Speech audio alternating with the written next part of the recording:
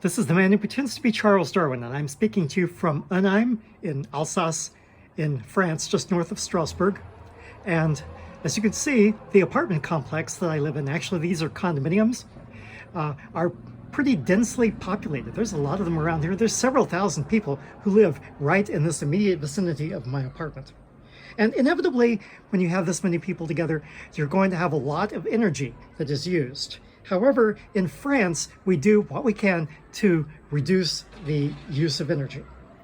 And several ways of doing this. First is the source of the energy.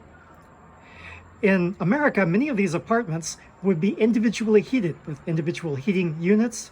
Right now it's summer and we don't need any heat, but in winter, the heat in these condominiums comes from a centralized power plant, which you can't see. It's behind that tall building right here. But they burn methane from food waste. And so that's where they get the heat from. Now, as far as where that methane comes from, that's a later video that I'm going to tell you about. So what you have is a centralized network of heating units instead of separate heating units, and that is much more efficient. The second thing is that these buildings have a required level of energy efficiency. Whenever a condo is sold, then it's going to have to meet new standards of energy efficiency. And that cost is paid by the by the building owners who pass it on to the condo owners who pass it on to the renters. But the result is that all the time, energy efficiency is being improved in these buildings. Already, there are thick windows and thick walls, and the one that I live in was already, even when it was built back in the 1970s, at a standard that was much higher than in America. And then there are lots of little things, things that are little but deliberate. And the first is the trees that you see down in the courtyard.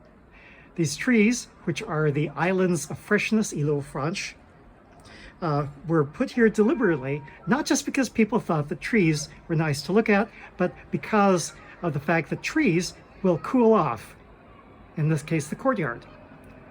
And the way they do that is because the leaves absorb the sunlight energy, and then the heat is emitted from the leaves, goes straight up in the air and away from where we're living. Not only that, but the cool shade down underneath the trees. The reason it's cool is because of transpiration. Water evaporates from the leaves.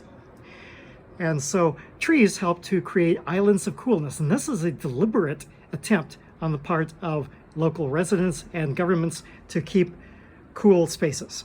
Now, in some places in the United States, for instance, Las Vegas said, hey, the heat gets up to over 110 degrees frequently in the summer. We need to plant trees.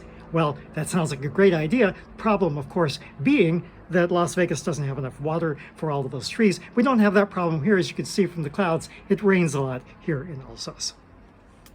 And yet a fourth way that happens is that very few of the French actually have air conditioners. I don't think I see any air conditioning systems on any of these apartments. I know we don't have one. And so now partly that's because there's less need for air conditioning in France because it's cooler, 48 degrees north latitude. And so I wouldn't say, hey, all of you Americans are bad because you have air conditioners. I'm just saying that we're lucky that we do not need air conditioners as much as some other people do. Now, I just published a book called Forgotten Landscapes, How Native Americans Created Pre-Columbian North America and What We Can Learn from It. And one of the things that I mention in this book is about the Cherokee tribe and how their villages had trees in them. Now, the common thing to do in the 19th century in the United States was to cut down all the trees and then have the full sun beat down on the people in the town. But the Cherokees had trees inside of their villages, which helped to keep them cool, not only shade, but cool shade. And so that's one of the many things in which the Native Americans were actually ahead of the white Americans and Europeans in terms of energy efficiency and ecological responsibility. Now, was it because they understood ecology better? Maybe, maybe not. I would think that it's just because it was easier to not cut the trees down and just to leave them there and enjoy the shade. This is the man who pretends to be Charles Darwin. Tally ho, and amen.